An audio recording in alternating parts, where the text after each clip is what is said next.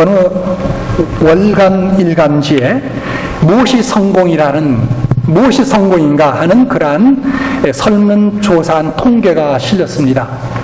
이 설문조사에 의하면 권력을 소유했을 때 얻는 기쁨이 6%가 나왔고요. 그 다음에 돈을 버는 데서 오는 기쁨이 5%, 그리고 명예를 얻는 데서 오는 기쁨이 4%였다고 합니다. 그러면 나머지는 몇 프로가 되겠습니까? 85%죠. 85%의 그 성공 혹은 기쁨은 어디에서 얻어갔을까요? 그것은 바로 행복한 결혼 생활이었다고 합니다. 행복한 결혼 생활을 나는 가지고 있다고 느꼈을 때에 거기에 나는 성공했다. 그리고 나는 정말 기쁨의 삶을 살고 있다라고 그렇게 표현했다라는 것입니다. 여러분, 하나님은 행복한 가정 속에서 이 땅에서의 천국의 삶을 미리 맛보게 하시고 있습니다.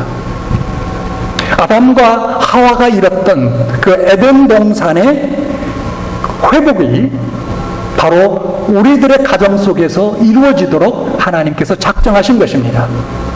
그렇기 때문에 여러분의 가정은 매우 소중합니다. 그런데 하나님은 우리의 행복을 참되게 하시기 위하여 또 하나의 가정을 만드셨습니다.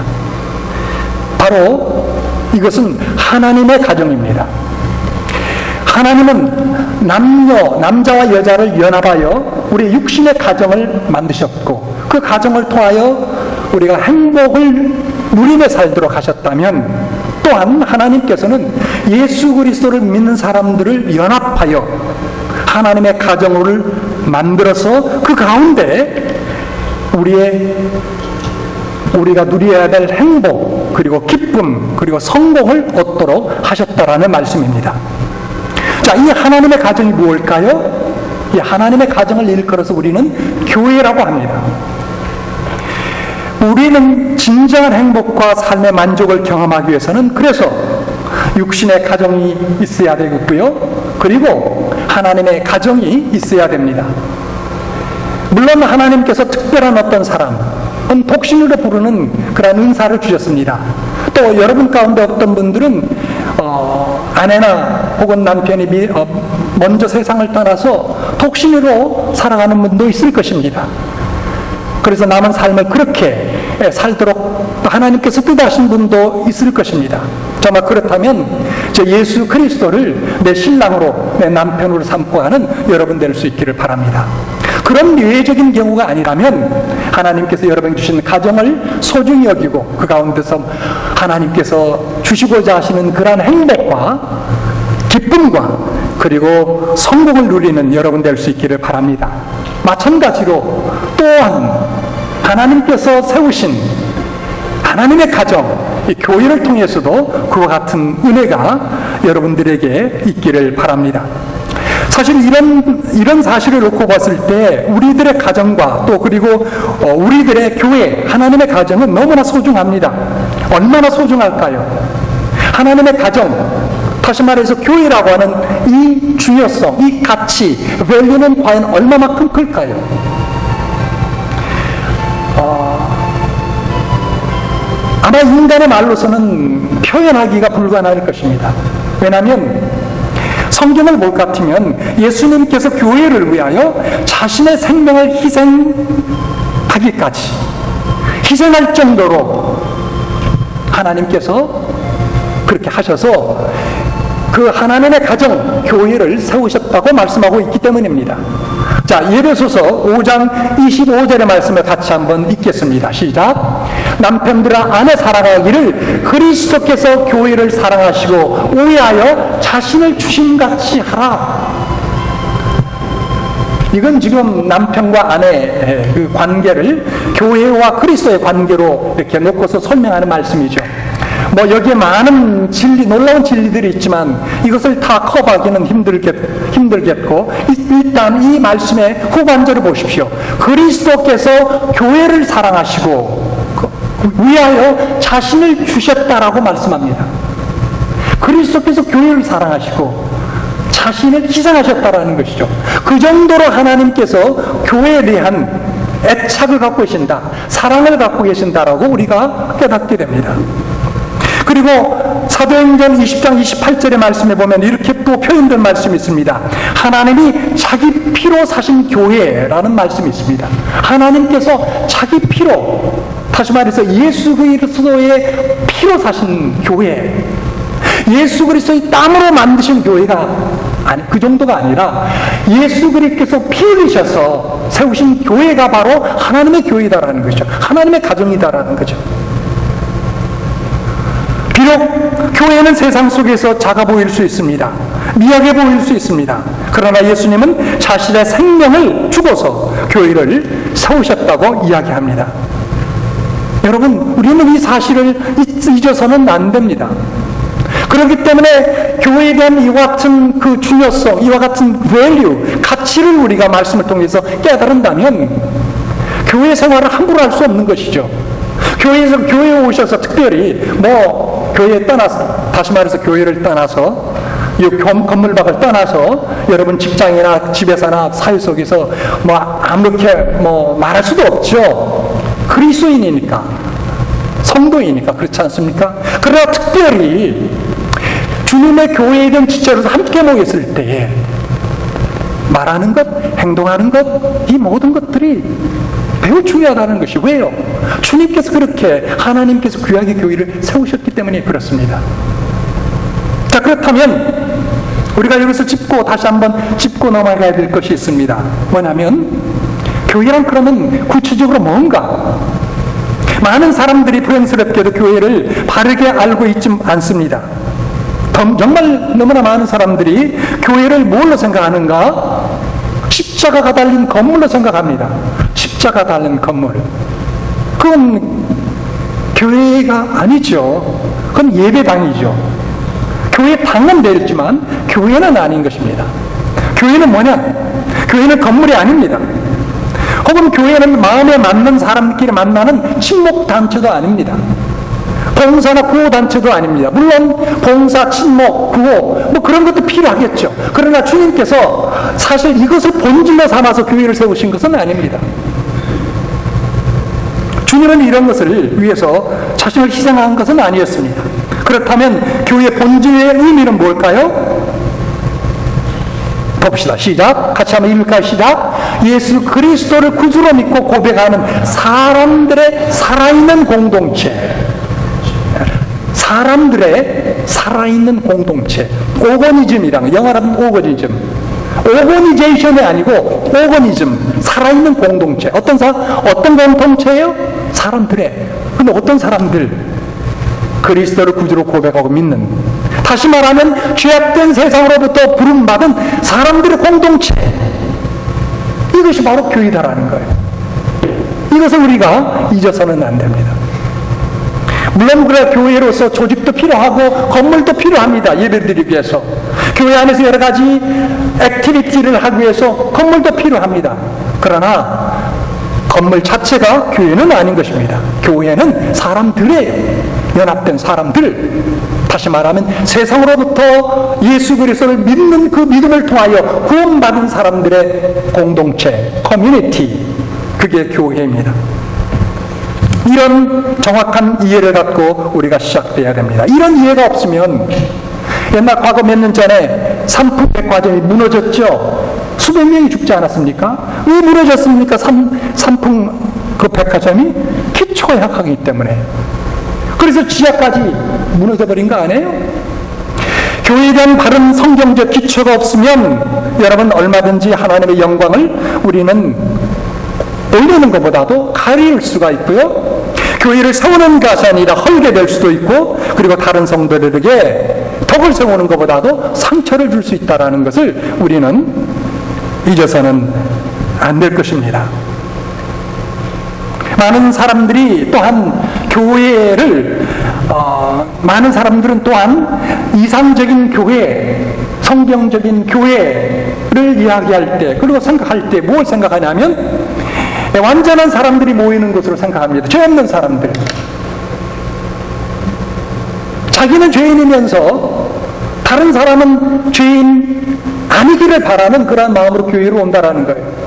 그래서 교회에서 조금 내 눈에 거슬리는 그런 행동을 보이면 왜 이 교회가 이래? 라고 해서 불평하고 심지어 교회를 떠나기까지 하는 거예요. 잘못된 기대가 있어서 그렇습니다. 여러분, 교회는 완전한 사람들이 모인 공동체가 아닙니다. 어떤 면에서 교회는 주님께서 실제로 그렇게 말씀하셨지만 죄인들이 모이는 것이 교회예요. 주님께서 그렇게 말씀하지 않았습니까? 내가 온 것은 의인을 부르러 온 것이 아니라 죄인을 부르러 왔다. 그러니까 교회는 당연히 죄인이 있어야 되는 것이죠. 그래서 다른 말로 표현하면 교회는 천국이 아니라 병원입니다. 병원입니다. 환자들이 들끓는 곳, 병원입니다. 그래서 정말 성경적인 교회는 많은 죄인들이 와 있는 곳, 많은 병자들이 우글거리는 데가 좋은 병원인 것처럼 많은 죄인들이 들끓는 곳, 그것이 교회다라는 거예요.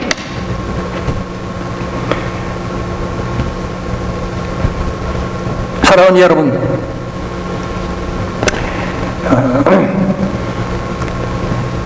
교회는 거만하고 이기적이고 여러 가지 세상의 것들로 중독된 사람들이 모여서 있지만, 그러나 하나님의 사랑과 은혜로 그리고 능력으로 변화받는 그리고 치료받는 그런 장소가 이상적인 교회예요. 그리고 성경적인 교회일 줄 믿습니다. 따라서 이 세상에 세워진 교회 중에 완전한 교회는 없습니다. 우리 인간이 불완전하기 때문입니다. 그럼에도 불구하고 세상 속에서 교회는 예수 그리스도의 몸이며 세상의 희망입니다. 여러분 보세요. 미국만 보도 세계 초인류 대학이 10개 가운데 7개 이상이 있지 않습니까? 하버드 대학을 비롯 해서 수많은 그런 대학들이 있지 않습니까? 그러나 그 대학들이 우리의 인간의 가장 필요한 피로를 채워주느냐? 그렇지 않습니다. 교회만이 채워줍니다. 교회만이 복음을 전합니다. 교회만이 생명이 있습니다. 교회만이 하나님의 말씀을 선포합니다. 교회만이 진리를 이야기합니다. 교회를 통해서 우리가 성령을 깨닫고 가까이 나가게 됩니다. 교회를 통해서 우리는 그리스도를 알게 되고, 그리고 교회를 통해서 세상에 나눠줄 수 있는 유일한 기관으로 하나님께서 교회를 쓰시는 것입니다.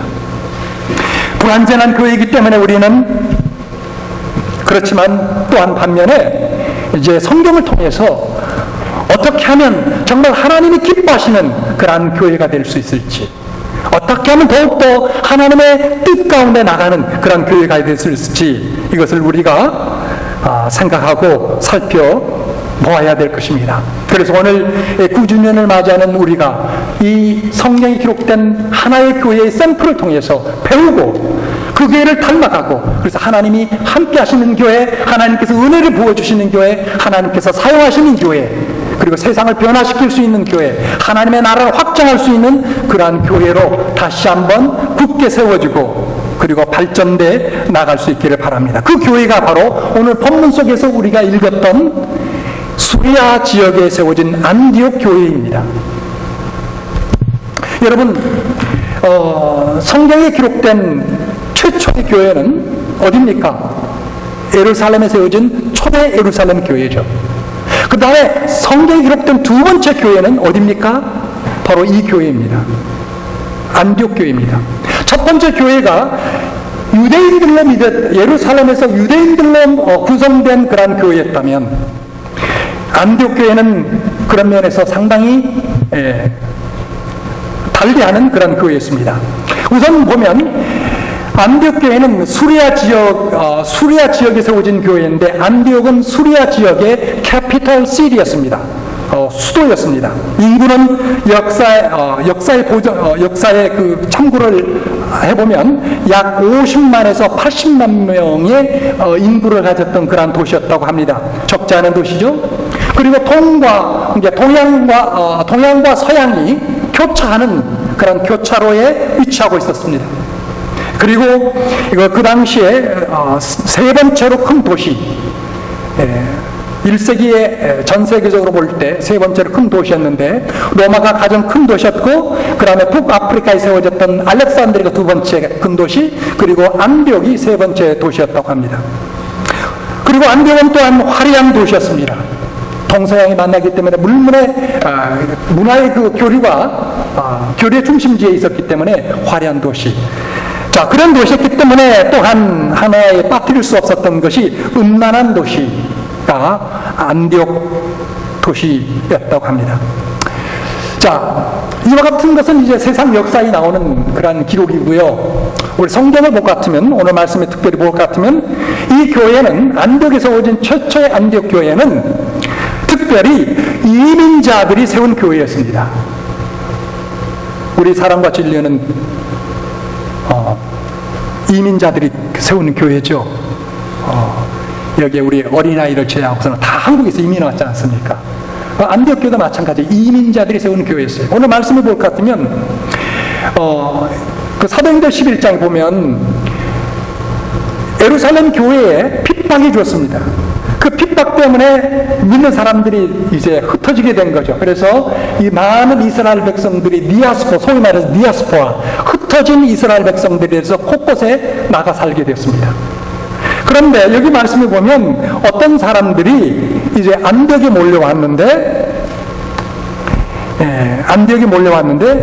그들이 세운 교회에 하나님께서 함께 하셨던 것을 봅니다. 여기 21절을 볼 것 같으면 주의 손이 그들과 함께 하시고 라고 말씀하고 있고요. 그 다음에 또 23절을 볼 것 같으면 저가 이름에 하나님의 은혜를 보고 저들 가운데 하나님의 은혜가 풍성하게 주어지는 것을 보게 되었다라는 것이죠.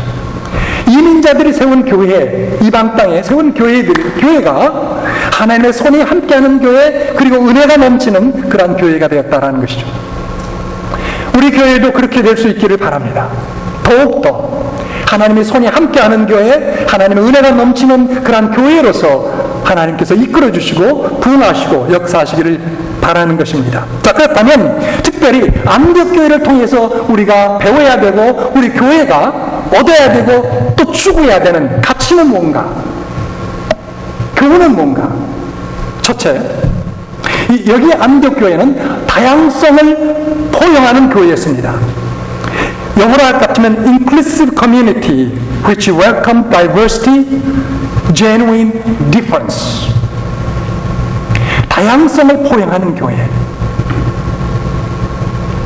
여기 좀 전에 말씀드렸지만 이민자들이 예루살렘의 그 초대교회가 핍박으로 말미암아 이제 흩어지게 되었는데 그 흩어진 들 가운데 예루살렘으로부터 온 성도들이 있었습니다. 예루살렘으로부터 온 성도들, 그 성도들은 유대인 성도들이었습니다. 그리고 또 구브로와 구레네에서 온 성도들이 있었는데 구브로는 오늘날을 집 같으면 북아프리카 리비아를 이야기합니다. 그리고 구레네는 지중해에 있는 큰 섬이죠. 자, 여기에서 복음을 듣고 예수를 믿었던 사람들이 안디옥에 왔습니다. 그런데 서로 배경을 다르게 한 이 사람들이 전도하는 대상이 달랐습니다. 예루살렘으로부터 핍박을 피해서 왔던 사람들은 유대인들이었는데 저들은 유대인들에게만 복음을 전하는 거예요. 반면에 리비아와 그리고 영어로 하면 크리트, 구레네에서 그 섬, 지중해 섬에서 왔던 이 그리스도인들은 누구에게 전하냐면 이방 사람들에게 전하는 거예요. 안디옥에 살고 있는 이방 사람들, 젠타일, 이들에게 복음을 전하는 거예요. 그러니까 안디옥 교회는 구성원이 어떻게 됩니까? 다양하게 되는 거죠. 우리처럼 대부분 한국에서 이민 온 그러한 단일 민족으로 세워진 그러한 교회가 아니라 여러 종류의 배경을 가진, 지역도 다르고 문화도 다르고 인종도 다른 그런 사람들로 이루어진 교회였다라는 것입니다. 그런데 이 교회는 다양성을 포용했을 뿐만 아니라 사랑으로 하나 된 교회였다라는 것입니다. 자, 여기 13장 1절을 보면 13장 1절을 보십시오. 몇 절 넘어계셔 13장 1절을 보세요. 안디옥 교회에 대한 이야기가 나옵니다. 안디옥 교회에 선지자들과 교사들이 있으니, 안디옥 교회를 이제 인도해 나가는 지도자들이죠. 지도자들을 일컫습니다. 선지자들과 교사들이 있으니, 여기에 이제 그 리스트가 나옵니다. 첫 번째 바나바와 그 다음에 두 번째 니게르라는 시므온과, 그 다음에 구레네 사람 루기오와 분봉한 헤론의 젖동생 마나엔과 그리고 및 사울이라. 이 사람들이 안디옥 교회 초기의 지도자들이었습니다. 그런데 여기에 재밌는 것이 있습니다. 이 성경에 기록된 순서가 참 재미있습니다. 뭐냐면 첫 번째는 바나바는 거의 사도는 아니었지만 사도격에 해당하는 사람이죠. 그 다음에 두 번째 인물이 니게르라는 시몬이라. 니게르라는 시몬. 여러분, 영어로 흑인이 뭡니까? 흑인이 뭐라고 합니다? 네? 블랙? 네. 뭐라고요? 아프리칸 아메리칸. 그건 이제 저들에 대한 배려를 해서 하는 그런 말이죠. 니게르란 말이 니거예요. 그렇죠. 흑인. 아주 비하스러운 말이죠. 여기에 니게르란 말은 그런 어원을 가지고 있습니다. 쉽게 말하면 그렇죠. 그런 말이에요.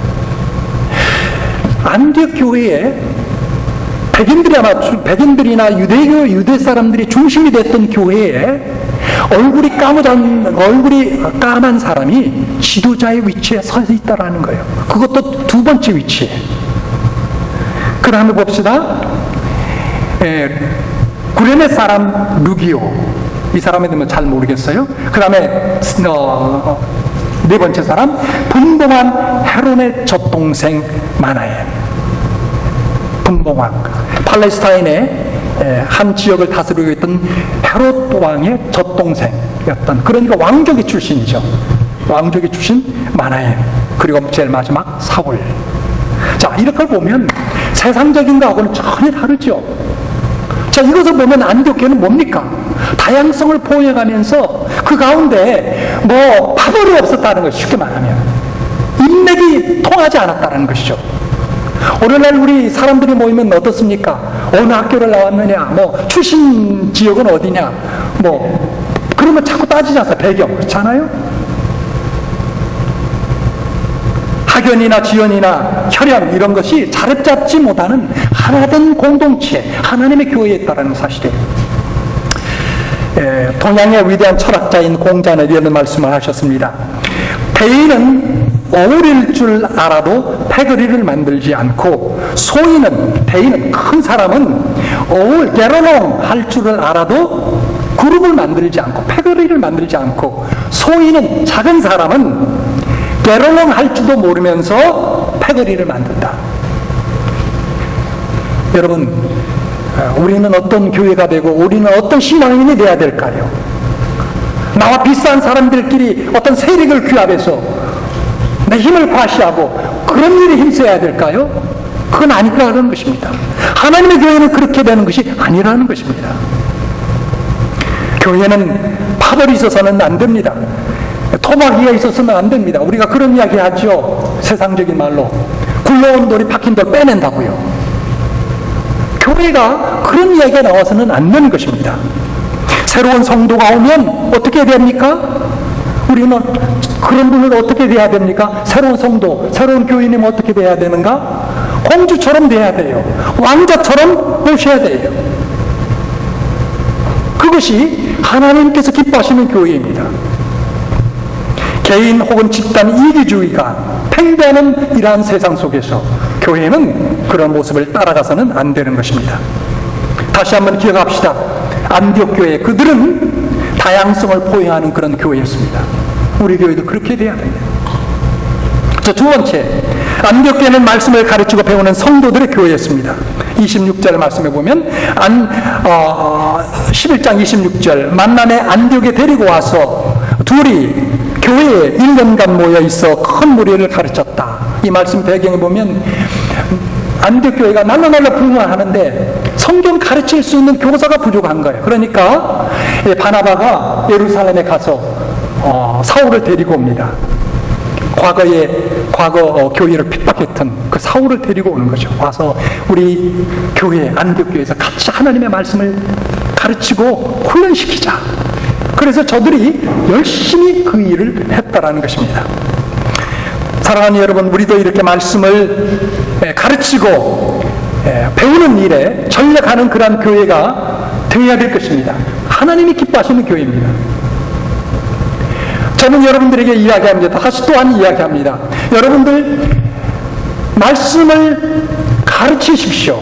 말씀을 나누십시오. 말씀을 나누거나 가르칠 정도가 안 된다고 준비가 안 됐다고 생각했다면 그러면 여러분 적극적으로 배워야 될 단계입니다. 훈련을 받아야 될 단계입니다. 저는 여러분들이 이번에 우리 주상철 집사님하고 또 우리 권전사의 말씀을 인도하고 과거에 또 우리 임종재 집사님의 로마서를 잘 2년 동안 인도하시고 이렇게 수고를 많이 하셨는데 이와 같은 많은 분들이 여러분들 속에서 나올 수 있기를 바랍니다. 그래서 여기에 속한 성도들을 말씀을 가르치고 인도할 뿐만 아니라 이 지역사회에 더 나가서 말씀을 가르칠 수 있는 그런 교회가 될 수 있기를 바랍니다. 여러분도 아시지 않습니까? 2년 전에 KCPC 중앙장로교에서 오셔서 말씀을 2년 넘도록 가르쳐줬던 장로님을 여러분 기억하시지 않습니까? 왜 그런 분이 그런 교회에는 있고 왜 우리 교회는 없을 수 없단 말입니까? 저도 돼야 되고 여러분도 그와 같은 사람이 마땅히 되어야 될 줄 믿습니다. 그러기 위해서는 적극적으로 말씀을 배우십시오. 하나님 말씀 배우는 것을 여러분의 삶의 중요한 목적으로 여기시기를 바랍니다. 나는 병신도니까 그냥 성경책 들고 교회 가서 예배나 드리고 그러면 되지 않습니까? 그렇지 않았습니다. 우리는 말씀의 사람이 되어야 됩니다. 오늘 여기 브로셔도 여러분 보셨지만 브로셔 여러분 보셨죠? 영국 속담에 녹슨 머리는 착으로 닦아라. 리더는 리더다. 사람을 인도하는 사람은 책을 읽는 사람이다. 그 책 가운데서 무엇을 읽어야 될까요? 가장 소중한 책, 하나님께서 우리에게 주신 성경을 읽는 그 같은 성도들이 되어야 됩니다. 말씀을 배우는 사람이 되어야 됩니다. 안디옥 교회는 바로 그런 교회였습니다.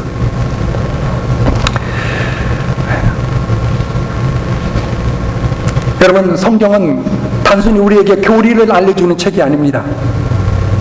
성경은요, 하나님의 말씀은 절망의 나락에 빠진 우리들에게 다시 일어날 수 있는 소망을 줍니다. 성경은 온갖 유혹과 시련을 극복하게 해줍니다. 성경은 우리의 마음을 깨끗하게 하고 매력적인 존경받는 인격의 사람으로 만들어줍니다.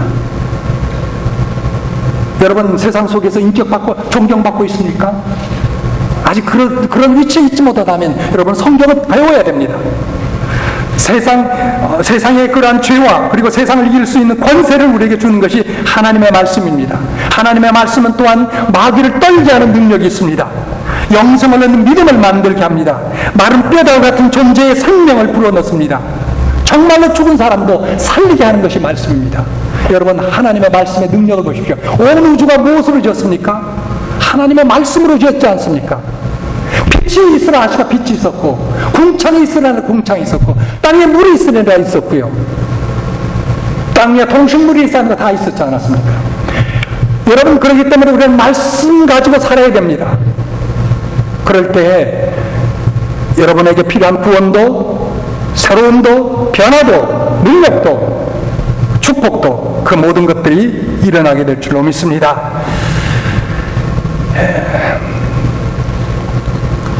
세 번째, 예수를 닮는 삶을 살아가는 성도들의 공동체, 그것이 바로 안디옥 교회였습니다.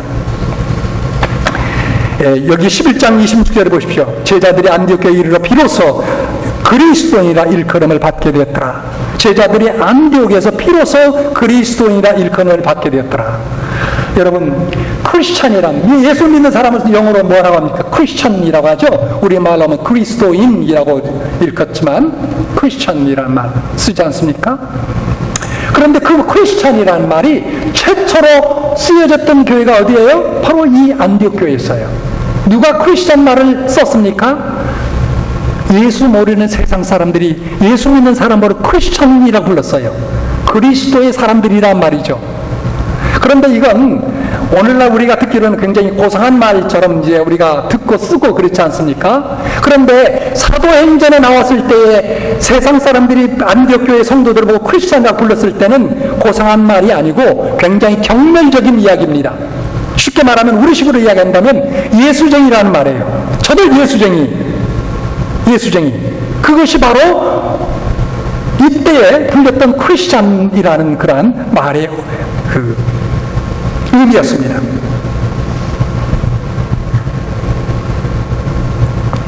왜 그랬을까요? 너무나 예수 닮는 그런 삶을 살았기 때문에.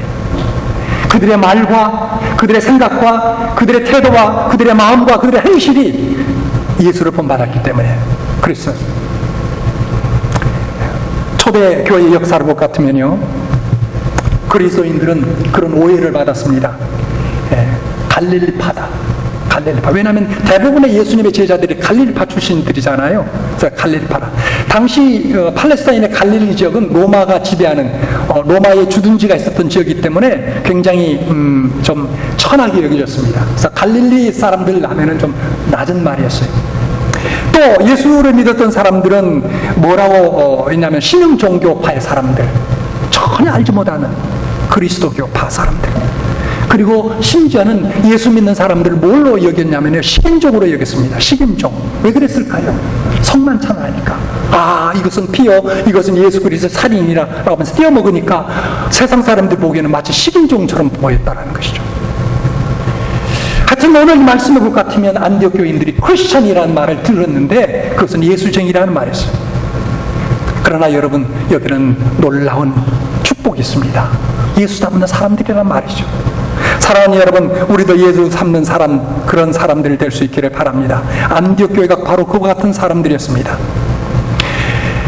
우리 역사를 볼 것 같으면 미국 역사에 퀘이커 교회다라는 말이 있죠. 퀘이커, 영어로 하면 퀘이커 하면 흔들리다라는 거죠. 최초에 창시했던 조지 팍스라는 분은 하나님 말씀 앞에 떠는 사람이었다라는 거죠.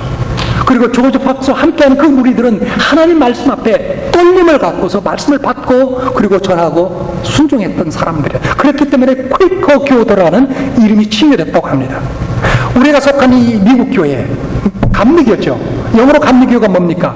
메서디스트. 메서디스트란 말은 뭡니까? 그걸 직역한다면 방법론자들이에요. 방법론자들. 방법, 메서드. 딱 얽매인 사람들. 굉장히 비하적인 말이었습니다. 이것도요. 영국에서. 그리고 영국에서 시작됐죠. 왜 그렇습니까? 웨슬리를 비롯한 감리교인들은 너무나 하나님의 말씀을 철저하게 순종하려고 노력이기 때문에 세상 사람들은 앞뒤가 확 막힌 사람들이라는 거죠. 감리교도들이었어요. 사랑하는 여러분, 우리도 하나님 말씀에 이렇게 붙잡고 살고 예수 닮는 그런 사람이 되어야 될 줄로 믿습니다. 마지막 감리교회는 선교하는 교회였습니다. 27절과 29절에 보면 그런 말씀이 있습니다. 그 중에 아가보라 하는 한 사람이 일어나 성령으로 말하되 천하가 크게 흉년들이라 하더라. 그 라오디아 때 그렇게 되니라. 제자들이 각각 그 힘대로 유대에 사는 형제들에게 부조를 보내기로 작정했다. 무슨 이야기입니까? 자, 안디옥 교회가 세워지고 난 다음에 얼마큼 지나서 아마 멀지 않은 그때에 큰 흉년이 팔레스타인 지역에 찾아오게 됐습니다. 그래서 예루살렘 지역에 수많은 사람들이 아사자가 일어났습니다. 굶어 죽은 거예요. 그러니까 예루살렘 교회 성도들도 얼마나 많은 사람들이 음식의 부족 때문에 고통을 받았겠습니까? 그런데 안디옥 교회가 저들을 생각하고 구제헌금을 모아서 바나바와 바울의 손에 붙여서 저들에게 보내줬다라는 것입니다. 근데 여러분, 이건 간단한 것이 아닙니다. 왜냐하면 성경에 기록된 역사, 사도행전을 볼 것 같으면 바로 그 전에 어떤 일이 벌어졌냐면 안디옥 교회가 세워졌다고 예루살렘 교회의 지도자들이 들었을 때 받아주지 않았습니다. 안디옥 교회를 인정하지 않았습니다. 어떻게 그럴 수 있느냐? 자, 여러분, 이런 상황 속에서 안디옥 교회가 예루살렘 교회를 위해서 부조를 보냈다. 이것은 대단한 결심입니다. 선교에 확증을 가졌지 않았다면 이와 같은 일이 없었을 것입니다. 우리도 그렇기 때문에 선교해야 되는 교회가 될 줄로 믿습니다. 물질과 사랑을 선교하는 교회 되어야 됩니다. 선교는 남아서 하는 것이 아닙니다. 쓰고 남아서 선교하는 것이 아니라 부족한 가운데서도 선교하는 그러한 교회, 그것이 곧 안디옥 교회였습니다. 우리는 하나님의 은혜로 더욱더 안디옥교를 닫는 그와 같은 교회가 이번에 계속되어 나갈 수 있기를 간절히 바랍니다. 다양성을 포용하는 교회, 그리고 하나님의 말씀을 배우고 가르치는 교회, 그리고 또한 선교하는 교회, 그리고 예수의 인격을 닮아가는 그러한 교회, 그러한 성도들 된다면 하나님께서 여러분과 저를 통하여, 그리고 이 교회를 통하여 위대한 역사를 이루어가실 줄 믿습니다. 우리 같이 기도하시기를 바랍니다. 기도합시다.